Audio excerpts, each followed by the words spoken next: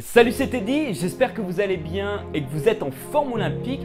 Si vous êtes ici, c'est que vous recherchez sûrement comment perdre 20 kilos qui se sont sûrement accumulés sur ces dernières années. Aujourd'hui, je vous partage 5 idées à mettre facilement en place. Première idée, ça va être de créer un déficit calorique.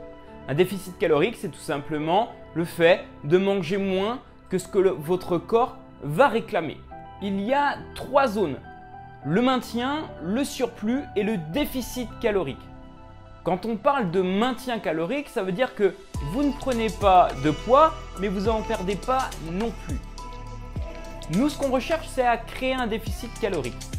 Si, admettons, vous avez un poids de maintien qui se situe par exemple à 2000 calories, eh bien, c'est très facile de créer un déficit. Ça demande juste à passer à 1800 calories journaliers, c'est-à-dire ce que vous allez manger au quotidien, parce que chaque aliment apporte des calories.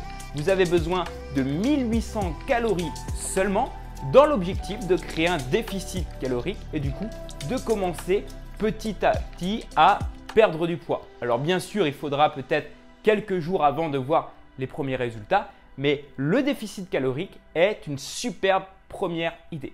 D'ailleurs, je vous invite, si vous ne connaissez pas votre total calorique, par exemple de maintien ou même ce que vous mangez actuellement, à télécharger une application que moi j'aime bien utiliser qui s'appelle MyFitnessPal, qui est disponible sur Android ou sur iPhone. C'est totalement gratuit.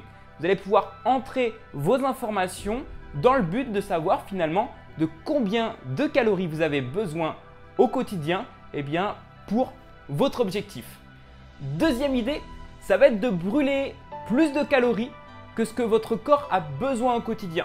Ça veut dire que si vous avez besoin de 2000 calories pour ne pas prendre de poids ni en perdre, vous allez devoir brûler 2200 calories dans l'objectif de voir votre poids diminuer sur la balance.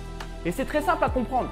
Si on prend l'exemple d'un véhicule, un véhicule a effectivement du carburant, à un moment donné il arrive en réserve et si on épuise toute cette réserve-là, généralement le véhicule tombe en panne.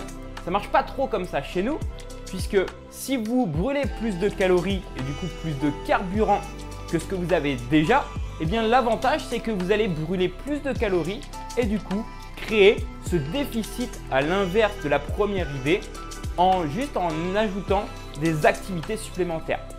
Maintenant, comment créer ce déficit? Vous avez plein d'idées différentes.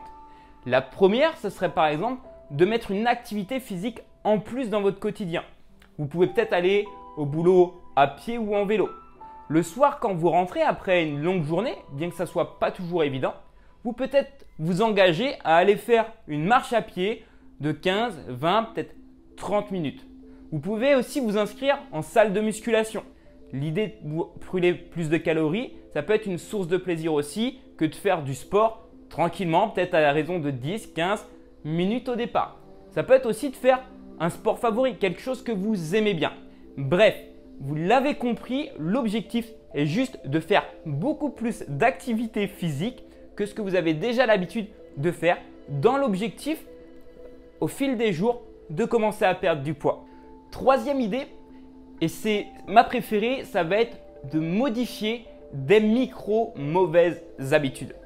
On ne s'en rend pas compte, mais au fil du temps, on a accumulé tout un tas de mauvaises habitudes qui finalement conduisent à une prise de poids.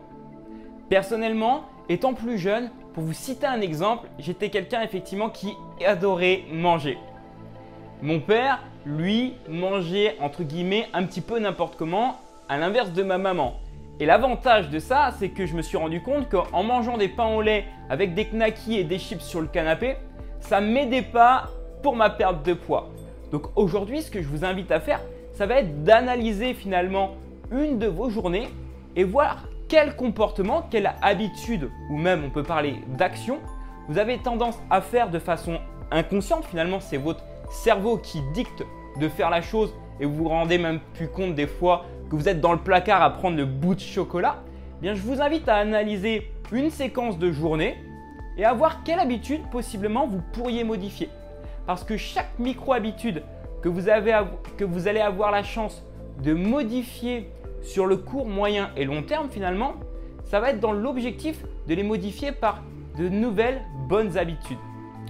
Pour prendre un exemple, si aujourd'hui vous avez l'habitude, pendant les repas ou avant les repas, de consommer du soda en canette, en bouteille, ce que vous voulez, eh bien peut-être changer cette habitude par le simple fait de boire un grand verre d'eau. Si vous avez l'habitude de vous rendre au travail en prenant effectivement un sandwich, eh bien peut-être changer cette habitude en prenant le temps de cuisiner, peut-être la veille au soir, dans l'objectif d'avoir un repas qui soit un peu plus agréable pour vous. Si vous avez peut-être aussi l'habitude d'acheter dans un distributeur, je ne sais pas, des barres de céréales, peut-être l'idée de ne pas apporter d'argent sur votre lieu de travail peut être aussi une bonne idée. Vous l'avez compris, les habitudes sont une idée à exploiter pour aller chercher cette perte de poids. Quatrième idée, ça serait de faire appel à un coach ou à un spécialiste de santé. Généralement, on ne s'en rend pas bien compte, mais lorsqu'on est tout seul de notre côté avec notre objectif en tête qui est celui de perdre du poids, c'est souvent très difficile de savoir par où commencer et dans quelle direction aller. Personnellement, je suis coach sportif depuis quelques années maintenant et lorsque j'ai effectué ma première perte de poids quand j'avais 14 ans, c'était une certaine difficulté puisque j'étais livré à moi-même. J'aimais même pas partager mon objectif à mon entourage par peur tout simplement d'être critiqué. Déjà étant quelqu'un de timide, c'était assez complexe pour moi.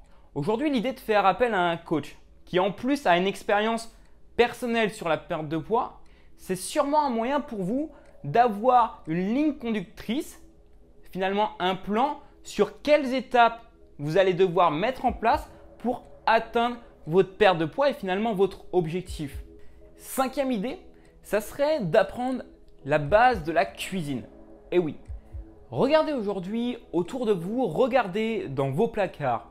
Lorsque j'avais 14 ans et que j'étais en surpoids, le placard chez mes parents était composé généralement de malbouffe ou de sucre. Et c'est d'ailleurs ce qui a causé les premières mauvaises habitudes dans mon quotidien qui par la suite ont engendré cette prise de poids. Et oui, quand on a 14 ans et qu'on fait 15 kilos de plus que les autres personnes, que les autres camarades qui nous entourent, c'est pas normal. Aujourd'hui, apprendre les bases de la cuisine, c'est une chance pour vous que de réduire déjà votre budget alimentaire si vous avez tendance à mal vous nourrir et surtout une possibilité pour vous d'entamer une perte de poids qui soit durable. Et si aujourd'hui vous vous posez la question à quoi ça peut vous servir, j'aimerais que vous preniez ce temps aujourd'hui d'ouvrir l'ensemble de vos placards et regarder ce qui s'y trouve. En général, on va y retrouver des paquets de chips, des choses qui sont soit grasses, soit trop sucrées. Okay ? Et l'objectif lorsqu'on veut perdre du poids, c'est de se sentir mieux. En apprenant les bases de la cuisine, vous allez économiser de l'argent, vous allez réussir à être fier de vous parce que vous allez apprendre quelque chose de nouveau, vous allez pouvoir anticiper vos repas et finalement perdre du poids petit à petit sur le moyen et long terme. Dites-moi dans les commentaires ce que vous pensez de toutes ces idées. Ce mois-ci, j'offre 50% sur mes accompagnements perte de poids où l'objectif va être de récupérer une santé d'abondance et d'aller perdre l'ensemble des kilos que vous avez accumulés sur ces dernières années. Attention, les places sont bien sûr limitées et 5 personnes seulement pourront démarrer ce programme à mes côtés. Pour découvrir si ton profil est éligible à cet accompagnement, je t'offre un appel de diagnostic où je vais découper avec toi tes objectifs, comprendre ta situation. Pour ça, tu as juste à te rendre dans la barre juste en dessous de description. Tu vas retrouver un lien qui est celui de mon agenda. Tu vas pouvoir réserver sur la plage horaire qui te correspond la mieux et sur laquelle tu es sûr à 100% d'être disponible. Et dans les jours à venir, nous aurions sûrement un futur appel ensemble. Allez, si j'ai réussi à le faire, je suis sûr et certain que vous le pouvez aussi. À bientôt.